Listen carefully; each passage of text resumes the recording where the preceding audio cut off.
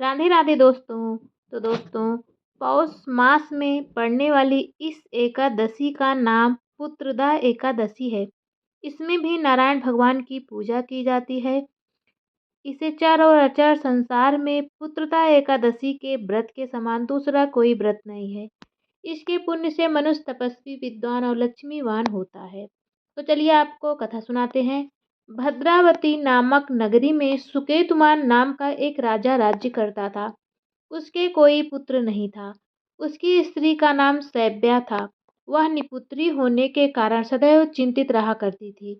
राजा के पितर भी रो रो कर पिंड लिया करते थे और सोचा करते थे कि इसके बाद हमको कौन पिंड देगा। राजा को भाई, बांधव, धन, हाथी, घोड़े, राज्य और मंत्री, इन सब में से किसी से भी संतोष नहीं होता था। वह सदैव यही विचार करता था कि मेरे मरने के बाद मुझको कौन पिंडदान करेगा।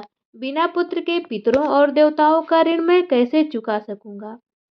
जिस घर में पुत्र ना हो उस घर में सदैव अंधेरा ही रहता है।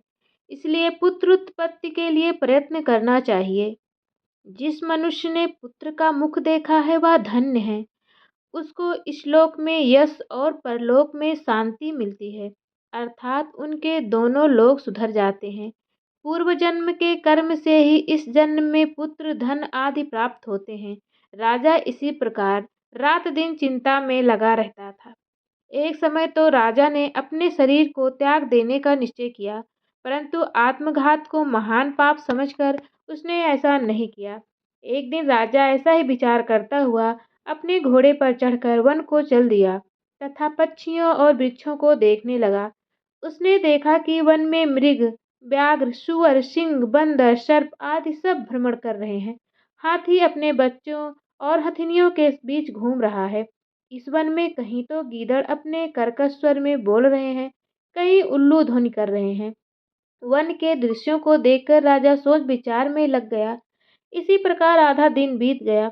वह सोचने लगा कि मैं कई यज्ञ किए, ब्राह्मणों को स्वादिष्ट भोजन से तृप्त किया, फिर भी मुझको दुख प्राप्त हुआ क्यों।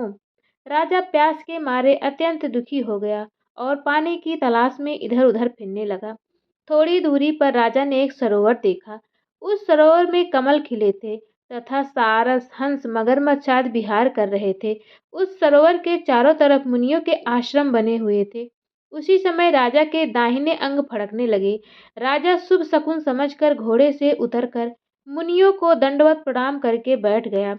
राजा को देखकर मुनियों ने कहा, हे राजन, हम तुमसे अत्यंत प्रसन्न हैं। तुम्हारी क्या इच्छा है सो कहो। राजा ने पूछा, महाराज आप कौन हैं और किस लिए यहाँ आए हैं, कृपा करके बताइए। मुनि कहने लगे कि हे राजन, आज संतान देने वाली पुत्रदा एकादशी है। हम लोग विश्वदेव हैं और इस सरोवर में स्नान करने के लिए आए हैं।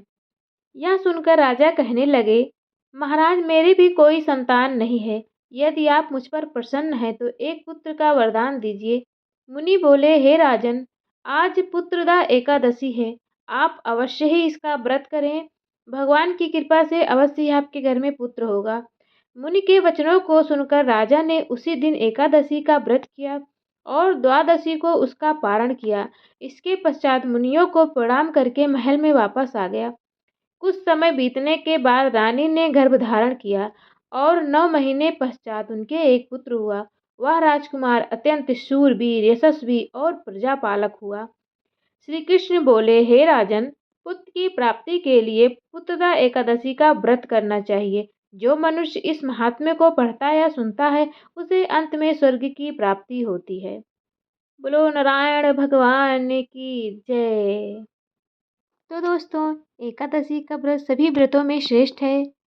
यदि आपको कथा पसंद आए तो वीडियो को लाइक करें, चैनल को सब्सक्राइब करें और ये कहानी सुने और सुनाएं भी। कथा श्रवण करने वाले को और श्रवण कराने वाले को दोनों का ही फल आपको मिलेगा। तो दोस्तों चलिए मिलते हैं अगले वीडियो में, तब तक के लिए राधे राधे।